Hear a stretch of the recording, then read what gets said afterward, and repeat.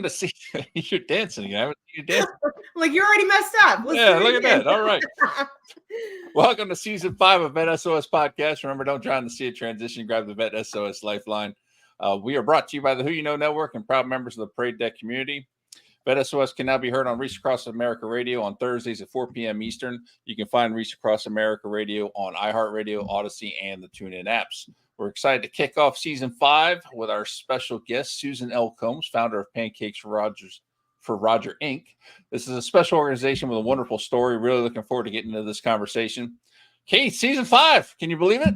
Right. Like it's the new year, it's the new season, and that's why I'm dancing, because even like we've already been like talking for 10 minutes with Susan and laughing, and this is gonna be a great episode. And I can't think of a better one to kick off the new year. This is gonna be awesome. Absolutely. So let's jump right into it here. We got Susan L. Combs, the founder of Pancakes for Roger Inc., a not-for-profit corporation dedicated to serving those who have served our nation. Pancakes for Roger Inc. emerged from a humble request by Susan's father, the late Major General Roger E. Combs, during his hospice care. His simple wish for pancakes sparked a movement which became a book and a keynote address.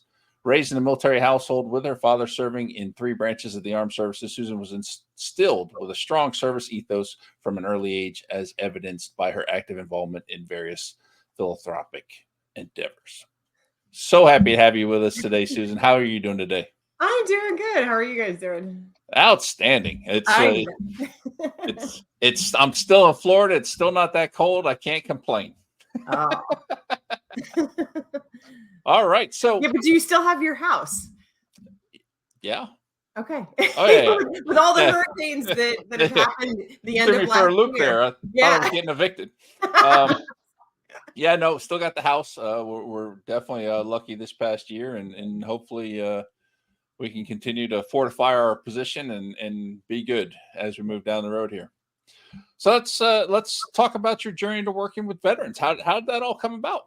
Oh, it depends on the day, if you ask me. So, like you said, I was raised with a military father. I was actually talking about it in the gym this morning when somebody says you like organization, and I said, I'm a daughter of a general. I was like, I had a white glove test growing up in my bedroom. I was like, I don't know how I could not. So, my dad was just one of those guys that was good when nobody was watching.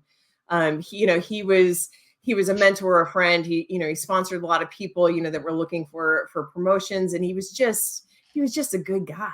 And, I think kind of a big testament to my father's life is, the day after my dad passed, I went to the gym because that's kind of what I do. And when I was coming back from the gym, I heard a clanging and something just said, Susan, look up. And I looked up, and at my little teeny tiny town of 986 people, King City, Missouri, the post office had put the flag at half mast for my father.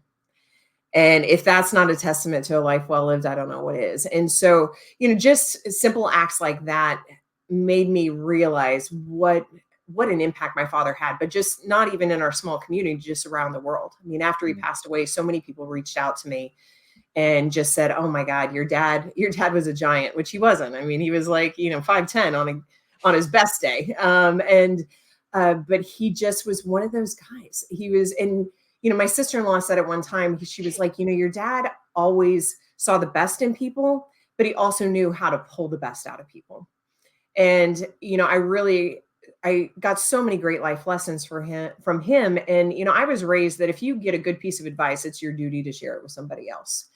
And after he passed, and, I kind of shared more of his wisdom, it made me want to prompt to do more and to see how I can help more. And so my first kind of endeavor into the veterans community, and I mean, outside of just growing up in one, is the University of Missouri School of Law Veterans Clinic.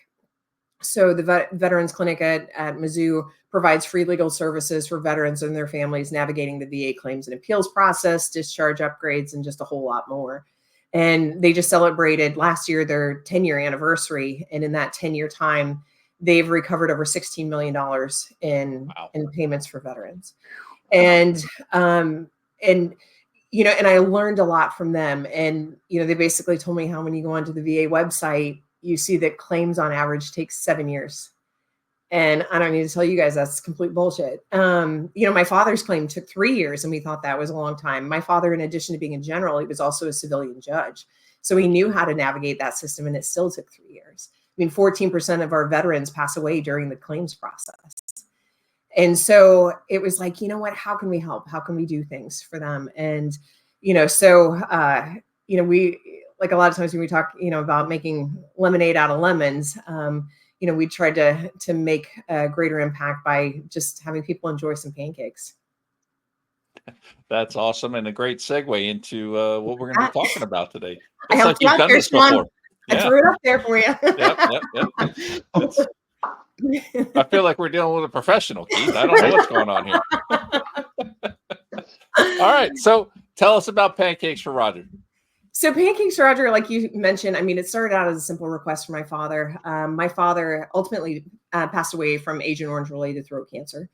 And he was diagnosed with that in 2008. And we had 10 relatively good years. And then the last year of his life, he relapsed twice.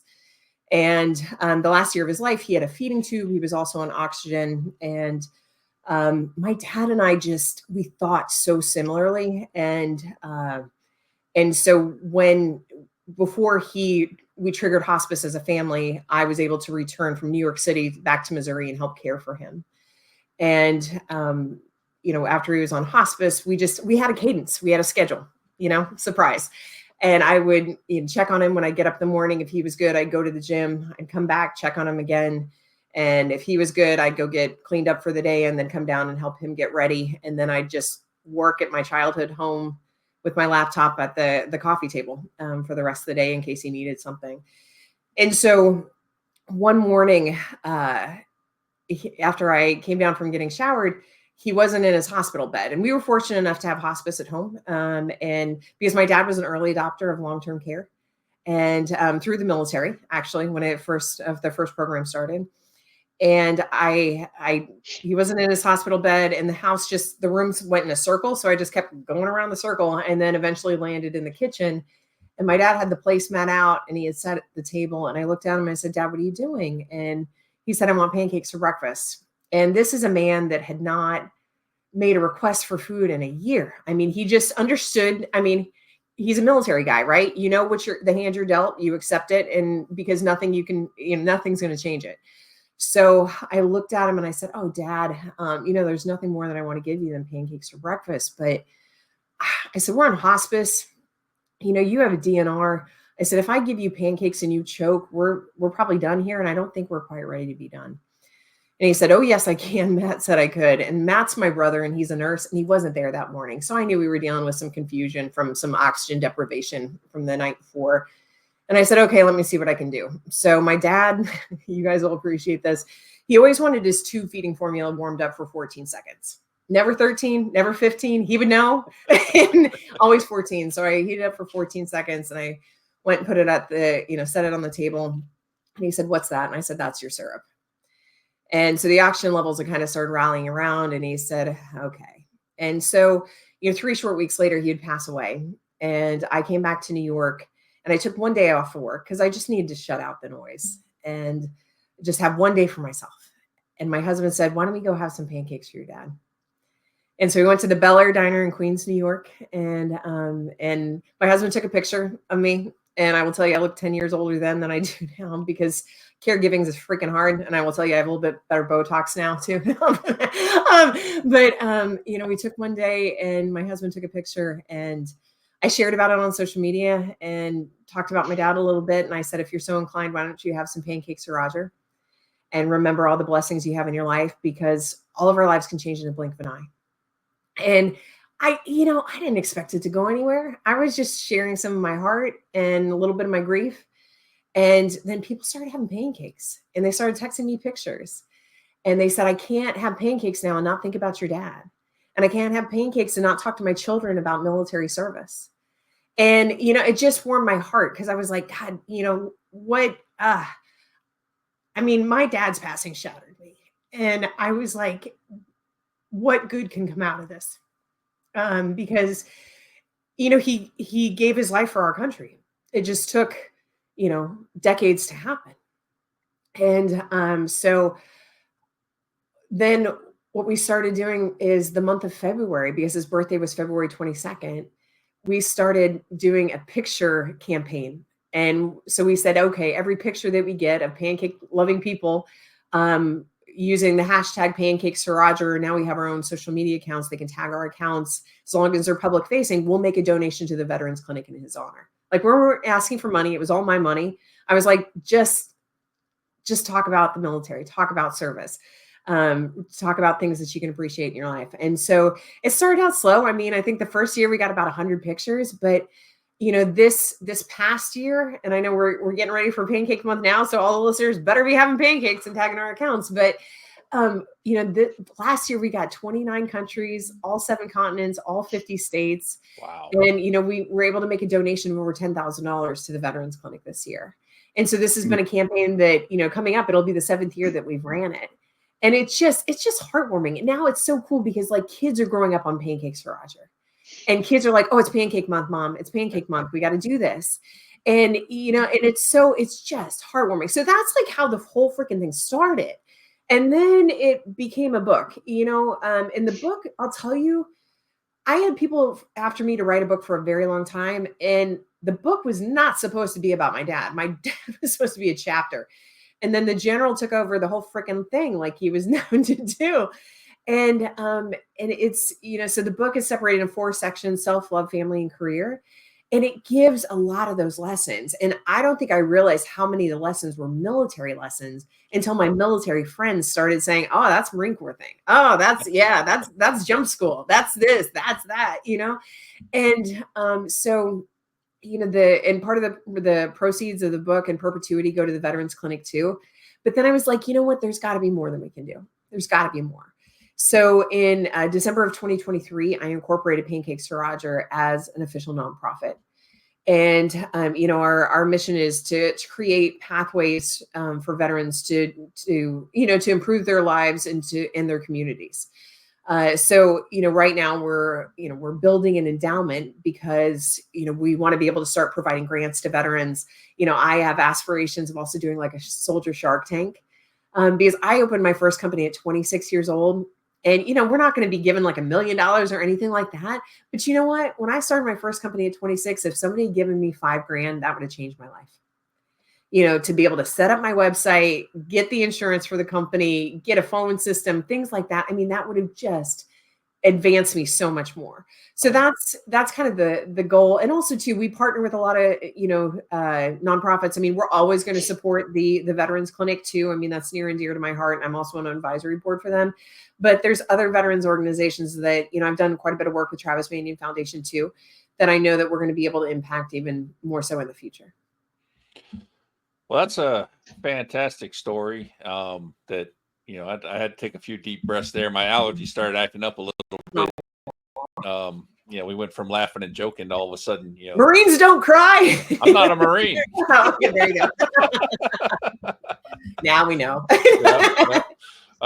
No one's ever confused me with a Marine. I promise you that. I'm more like Bill Murray in Stripes. But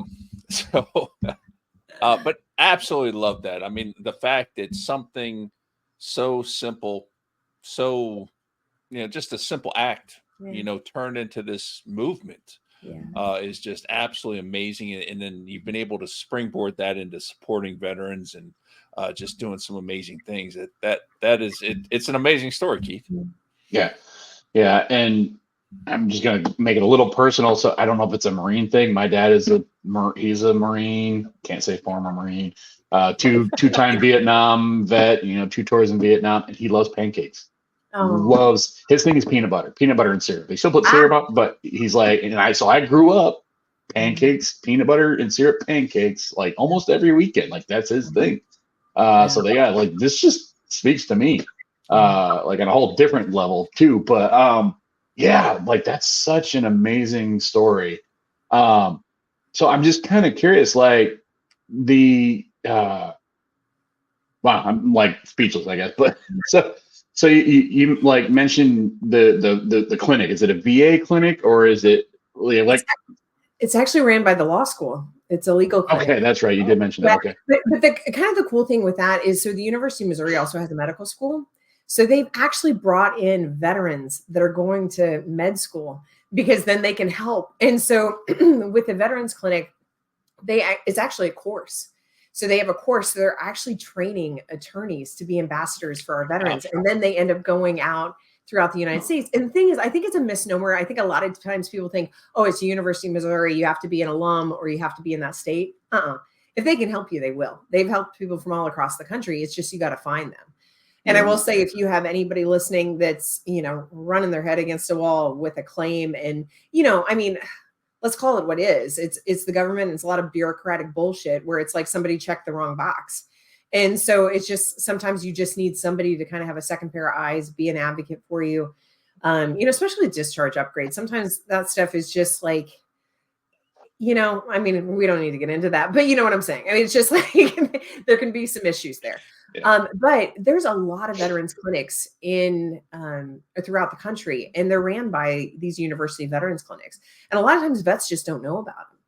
And so I always tell, I mean, I have good friends. I mean, one of my best friends is a former paratrooper, from Desert Storm. And he was like, I didn't even know about a veterans clinic until you.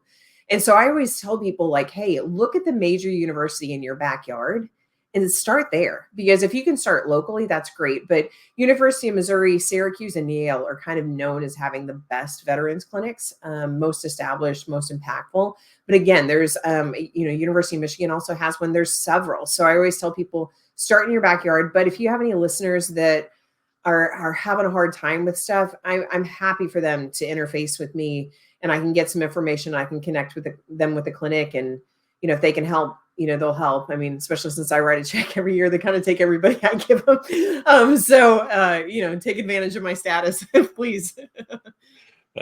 That is definitely, it's all about who you know, right? Yeah. So definitely make use of that resource there. All right. So as a nonprofit organization, what are the different things that Pancakes Roger is working on to help veterans with? Like, how are you guys actually helping, other than encouraging everybody to go out and eat pancakes as long as they don't have a height and weight coming up?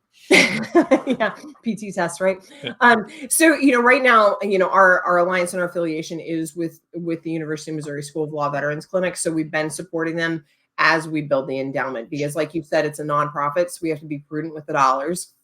And so we are, we do sponsorships and things like that. We released our sponsorship areas. So if, I'd say, I mean, if you want to give me money, give me money. I mean, if things pull on your heartstrings, we have a lot of different sponsorship, different levels. And so, as we grow the endowment, then we'll be able to be at a place where the interest then can provide grants. And do different projects. But so we've had like some weightlifting competitions. That's been, we had a Dragon Slayer competition, and those have been fun. We're going to actually have a couple this year. One's going to be in New York. One's going to be in New Hampshire. We're still working on the dates for that, but it'll probably be because we have to kind of keep our eyes on the CrossFit games because we don't want to interfere with that stuff. So April and May, or in June, is kind of when we're thinking. We're also talking about doing some fun virtual challenges too. And like I say, we do some partnerships. So QRF Up, I don't know if you guys know that organization. They actually went national this past Veterans Day. And so they do a lot of responding to kind of almost emergency responding to, veterans in crisis, more like on a PTSD level. So they actually do a lot of cool things where it's an app, and basically you hit the button, and within 30 seconds you get a call, you get a text, and you get an email. Wow. And so they have the ability in certain states to have somebody on site within an hour. And so it's pretty incredible. And a lot of times, I mean, it's just, you need somebody to kind of talk things through with you. So that's a pretty cool organization that we've done some partnership with too. That's awesome. Yeah, I hadn't heard of that one. I'm going to have to look more into that one. Yeah, well, I can connect you to those guys too. They're good guys. That'd be fantastic. Yeah, it's amazing stuff. And so like just the outreach all over Pancakes. Like, I love it. Like, just the mental status alone of like, you can't be unhappy eating pancakes, right? That alone is going to raise your spirits, put you in a better mental state. But I'm just curious, like, through your program, like, if you have any quote unquote success stories, like any kind of, stories you can share with us about a vet or a service member that you've directly impacted and helped? I mean, a lot of times with the direct impact, it comes from the Veterans Clinic. So we help, and they put on a symposium every single year. So we help with their symposiums, and they do different topics. I mean, they've had TBI, they've had sexual assault, they've had different things like that. And so they, veterans are invited. They can attend via Zoom or they can attend in person. But we've actually allowed them to help expand their program to include the medical school students in their program by our financial support. So it's just like, because I'll tell you, you know how it is. It's like, I mean, I work actually as an expert witness on medical malpractice cases. And so it's Greek to me looking at medical documents a lot of time, and I know what I'm looking at. So it's just like having that medical school and that layer of expertise by bringing in those men and women. And it's cool when they actually have a veteran background as well. Yeah. That's absolutely awesome. Yeah, it's, man. All right. So I'm fascinated with all of this. And, now I'm thinking about how, what kind of pancakes I'm going to have here in February. And I'm not a big pancake person, but my youngest loves cooking pancakes. So I know that we will definitely support this, and you'll get a photo from us. That'd be great. For I sure. suck at making them. I'll tell you, I'm like the worst pancake man. I try, man. And there's always the one ugly pancake. But I will tell you, we do get creative because we do recognition too. So we'll do like the most patriotic pancake. Nice. Last year we did the craziest place to have a pancake, and I will tell you, it was Antarctica. So we got so it's just like we had somebody that a friend of mine owns a dry cleaner, and one of her employees got into a big industrial dryer and had pancakes in the dryer. So we do have fun with it, but we always say, like, get creative, because I have people that are like, oh, I hate pancakes. And I'm like, okay, what about kimchi pancakes? What about scallion pancakes? So kimchi pancakes don't even sound enjoyable. Oh, I know. I love kimchi though. Yeah, well, and then we call waffles pancakes with abs. I mean, it's just like we get creative. You get like over in Europe, a lot of times they don't have them. They're like, we have crepes, and I'm like, same fucking thing. Like, it's just like it works. Germans have pancakes. Some of the best pancakes I've ever had were in Germany. Exactly. Well, yeah, in Germany, yeah, I'm talking about French, but it's just like, but also too, since we have a book, so like that counts. So it's just like, so we do double counting, because since we also have like swag too, and I don't have one with me, but we actually made challenge coins. Nice. And so it has like our mission on the back, and on the front has the Pancakes to Roger logo. And so, so we're like, okay, if you have a challenge coin and you have like a Pancakes to Roger shirt and you have the book and you're eating pancakes, that counts as 4 donations for the clinic. So we always tell people, like, get freaking creative. So it's a lot of fun for sure.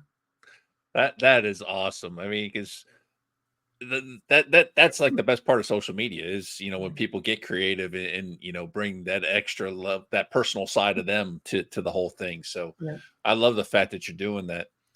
So future, what's the future look like? What are there big things you have planned? Are there any long range goals, that type of thing? Yeah. I mean, like I said, we just incorporated the end of 2023. So it's kind of, I'm on like another endowment board. So I've learned a lot, from my work there. And so, the first 5 years are really when we're building the endowment. And so we need to be really cautious and prudent with the money, because it's just like, we want to build the endowment so that, hey, then, the interest grows and things like that. And then the more interest you have, the more impact we can make. Right.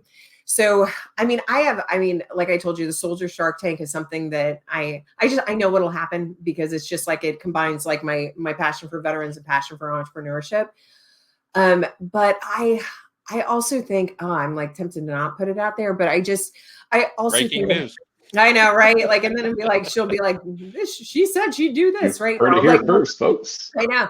Well, but like, so there's like and I'm drawing a blank in the name of the organization. I think it's Veterans Homes, but it's the tiny homes communities for veterans. Okay. And so Jason Kander, that was a senator in Missouri, is on the board for that. So there's the tiny homes community in Missouri, and then I think they also have one in Colorado, and then they have a couple other states that they're in development on. And so I kind of think that maybe we'll have a pancake house at some time. I think that would be kind of cool to have a Pancakes to Roger house. Like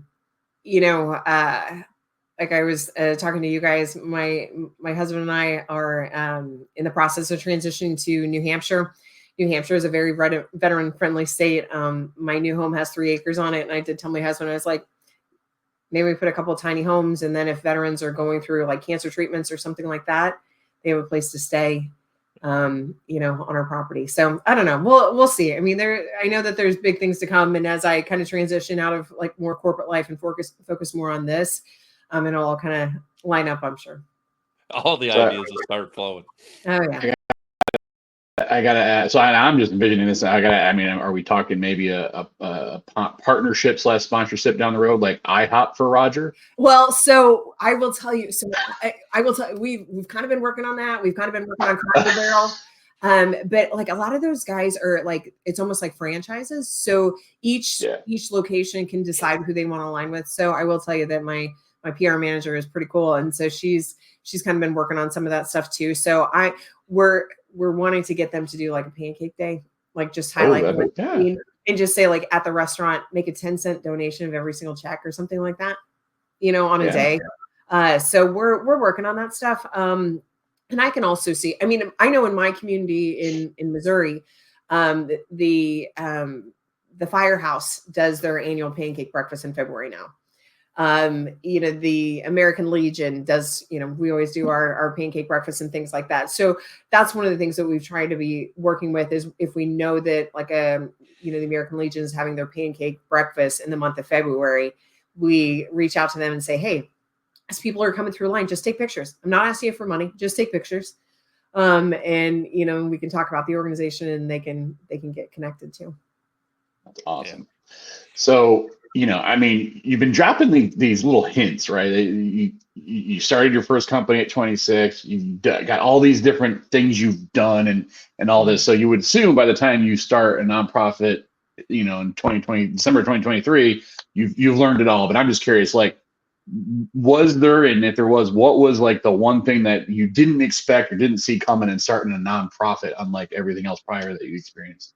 It is so freaking different than corporate. I know how to make money. Like I'm a Taurus. I'm a stereotypical Taurus. It's all about the fucking money. But it's just like, but man, I'll tell you, it's so much more personal. And it's, if I make money in one of my companies, it's money, right? But the money that we're bringing in for the nonprofit, that's to impact veterans. That's different. It's totally different. And so that's the stuff that it's just, I mean, one of the things that I'm very, very good at, and I do think I learned a lot from my father, is I'm smart enough to know what I know, but smarter enough to know what I don't know. And I always bring in the right people. So, so when it came to an attorney, I only work with an attorney that started nonprofits instead of somebody that was dabbling in it. And like I have such a Rolodex of veteran friends that I can run something by them because, I get it. Like you guys, like you don't want to have a rent-a-vet, type of thing. And I know that in nonprofit world, sometimes vets feel like, oh, they want me to show up and be a rent-a-vet for the day, type of thing. And that's not what we're about. And so it's just kind of learning a little bit of the culture that way because nonprofit, it's a lot different than for-profit for sure. Rent-a-vet. I'm gonna have to start using that one. Yeah, I got that from a veteran friend. He's like, nobody wants to be a fucking rent-a-vet. I'm like, I was like, let's rent out a restaurant and just pay for all the pancakes for all the veterans. He's like, so you can rent a whole bunch of vets, Susan. I'm like, oh, I thought it was a nice thing to do. I was like, free breakfast. He's like, rent-a-vet. I'm like, okay. Rent-a-vet. I like that. Yeah. Oh man, this has been a phenomenal conversation and just an amazing journey. I'm actually surprised we're at the end. That's go quick, but man, I love what you're doing, Susan. This is awesome. Thanks. Yeah. I appreciate it. I bet, and you guys, I expect you guys to do your pancake pictures and I'll have to, send you some challenge coins in the mail and you can show them with your pancakes and stuff like that too. Oh, absolutely. You definitely will be. Yeah. So before we close, Susan, I'd love to just ask, so for everybody that is listening and loves pancakes, because who doesn't? Well, because apparently a couple people don't, but yeah. But no, how, what's the best way for people to reach out to you with questions or if they want to be, help support and all that kind of good stuff? Well, I mean, like we were talking before, I'm pretty Googleable. So it's just like, you can always Google me, but you could just go to pancakesforroger.org. And then we also have Instagram, Facebook, LinkedIn, you name, what's the other one? YouTube. I don't do, oh, and we have TikTok too. I forgot we had TikTok. I was like, it's just, I'm 45, so I'm kind of on the cusp there that it's like, I can be cool and know stuff. And then I'm like, what the fuck is this? But so I will say, like, the best way is probably to head on over to the website. But the one thing I just do want to stress, since, we're on the horizon of Pancake Month, is your posts have to be public. Because if your posts aren't public, we can't pull them. So it's just like, so I always tell people, like, connect with us, follow us, that just helps us. The more follows we get, the more impacts we can make, the more the word gets out, because just the algorithms, how they are on social media. So real quick, before we close out, Keith, can you very clearly specify again, what do you want? Is it hashtag Pancakes for Roger? Yeah. So you can do, post a picture. We always say post a pancake loving picture on social media, public facing posting. You can use the hashtag Pancakes for Roger. You can tag one of our accounts.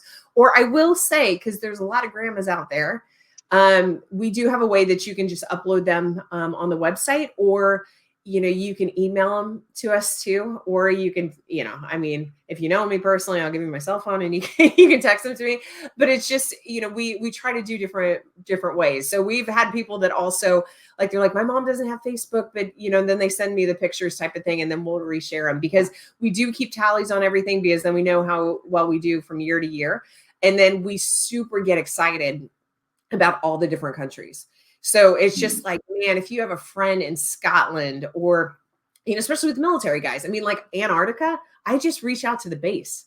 And I'm like, hey guys, I was like, I gotta have pancakes. And so they're like, okay. So they always make sure that they get their pancake shipment in, because, sometimes they run out of pancake batter, and, it's Antarctica, so they can't, just order from Amazon and get something delivered for them. Right. So yeah. So if you have friends that are stationed, I mean, I had a friend that was, he was the commander of a base in Africa. So he had pancakes in Africa for me. So those things are just so much fun. And then get creative, because like I said, we highlight, we do the most patriotic pancake, most creative pancake, most creative place to have a pancake. And then usually we do like a best overall and school spirit. But this year, and you guys are the first to have this information, part of our sponsorship level, the highest sponsorship level, you'll get to be on a billboard in New York City. Oh, wow. And so what we're going to do is, because we allow the public to vote on the different levels of the awards. And so when we get the results in, then we're going to do another billboard in New York City and have the award winners. And so they'll be on the billboard, and I think it's 15 seconds every hour for 24 hours. And they can even watch it live streaming. So if they want to come to New York and see it, they can see it, but then they can also watch it online and be able to capture that moment too. So that gives people even more of an incentive to try to, top the Antarctica or top the dryer. I did have a veteran friend that hiked up on top of a mountain, and he had a pancake on top of a mountain, and he was one of the finalists too. So that was pretty cool as well. Nice. And that's the whole month of February. Whole month of February. All right. So we're in the new year, folks. You got time. Start planning it out. Multiple times. I will tell you, I'm so fucking tired of pancakes by the end of February. They're like, you want to have pancakes? I'm like, no, I gotta have a 3-month detox after February. So yeah. I mean, seriously, for every single picture, so you can be at a table and take each one of your family, take a group shot. Get the book, count it for 2. All that stuff. Nice. Yeah. I know I'm going to be learning how to do designs in pancakes. I'm going to get my logo. Hold on a second. Wait a second. Where's I'm doing it, Sean. Where's my brand? Oh, did you take, oh, there it is. Boom. So this is going to be on a pancake in February. That's my logo. But Sean, we need to figure out how to do the VET S.O.S logo on a pancake too. So yeah. Well, so one of my friends, he's Secret Service, and he freehanded a purple fox, because my dad was a purple fox. Yep. And so that one most creative 1 year for sure. Okay. So, yeah, I love it. It's on. So this is absolutely amazing stuff. Again, Susan, thank you so much for coming on today and kicking a new year off with a bang, new season off with a bang. This has been absolutely awesome. And on behalf of the VET S.O.S family, we'd like to thank everyone for joining us today and wish everyone a happy and healthy, prosperous new year. Please be sure to follow and subscribe to us on YouTube and your favorite podcast platforms. And remember, don't drown in the sea of transition. Grab the VET SOS Lifeline.